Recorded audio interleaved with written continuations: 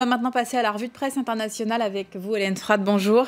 À la une, ce matin, on va en mer de Chine méridionale où un navire de guerre américain s'est approché de très près hier de 2 îlots revendiqués par la Chine. Cette manœuvre a déclenché la colère de Pékin. La Chine considère en effet comme des eaux territoriales la zone de 12 000, soit à peu près 22 km, qui entoure ces îles artificielles des Spratleys et dans lequel le navire américain a pénétré.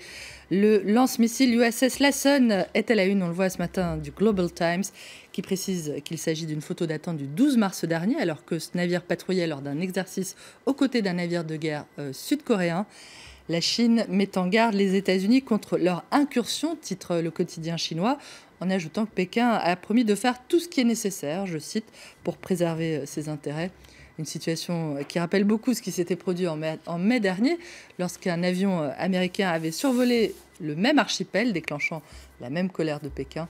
Les États-Unis mis en garde à propos de la patrouille d'un de leurs navires de guerre, titre The China Daily, qui juge que les Américains sont en train de créer des problèmes pour rien, je cite, et assure que les infrastructures, les ports ou encore les plateformes d'hélicoptères qui sont construites grâce à des opérations de remblaiement sur ce que Pékin appelle non pas les îles Spratly comme les Américains, mais les îles Nansha, que ces infrastructures sont destinées à des buts purement défensifs, je cite, pour défendre des intérêts civils et non militaires.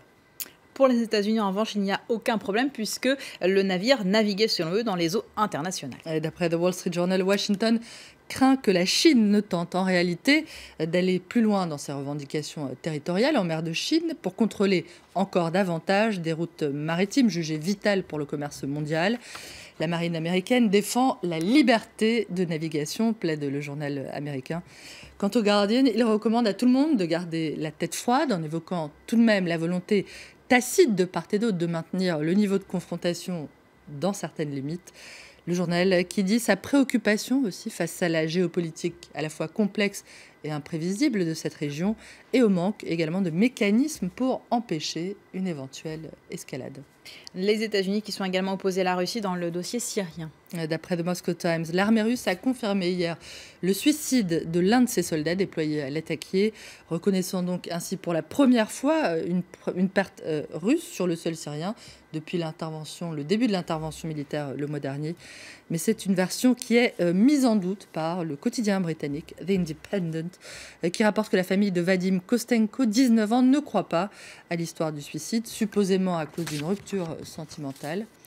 Du côté du Washington Post, on est allé enquêter au Daghestan, une république autonome du sud de la Russie, terre d'une insurrection islamiste qui a été matée en 1999 et où les forces de sécurité russes ont annoncé cette fois avoir tué un djihadiste lié au groupe État islamique samedi dernier.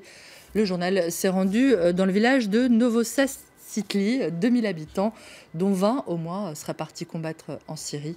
7 y seraient morts, certains sont revenus, et notamment l'un d'entre eux qui dit qu'il a été recruté par le groupe État islamique alors qu'il étudiait dans une madrasa, une école coranique en Égypte.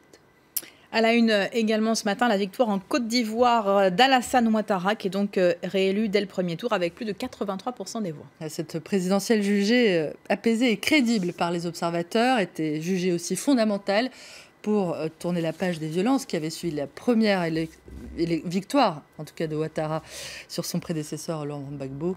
On s'en souvient, les 5 mois du conflit de 2010 avaient fait près de 3000 morts. La Côte d'Ivoire donc semble en voie de tourner la page, comme en témoigne la résurrection d'Assini, qui a longtemps fait les frais de la torpeur touristique dans laquelle la Côte d'Ivoire a plongé. Une histoire que vous pouvez retrouver sur notre site www.france24.com, qui raconte comment cette station balnéaire, surnommée le Saint-Tropez de l'Afrique, qui se trouve à 80 km au sud-est d'Abidjan, comment cette station est devenue un haut lieu de la jet-set locale. Alassane Ouattara, il y a une maison, et l'ancien couple Gbagbo a aussi eu la sienne. On viendra sur des résultats de ces élections en Côte d'Ivoire dans un instant. Merci beaucoup Hélène.